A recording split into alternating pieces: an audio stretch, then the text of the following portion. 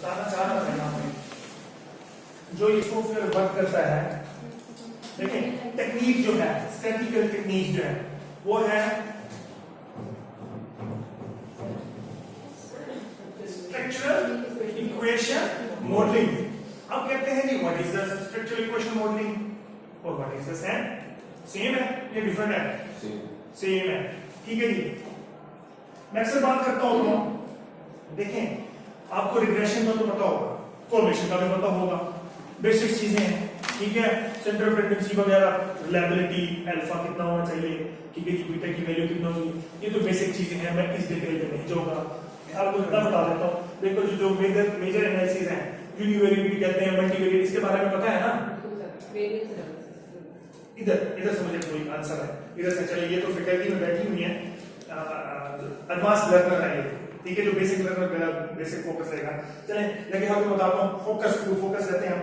देखें एक होता है डिपेंडेंस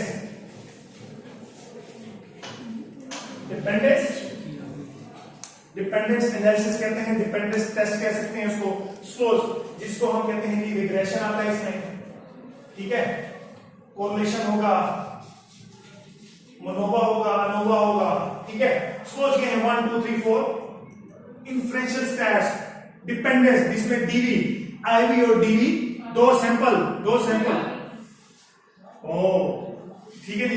चले ये मैं अभी कवर कर लूंगा, फिर फर्दर उधर मूव करेंगे हम, ठीक है। अच्छा दूसरा है इंटरडिपेंडेंस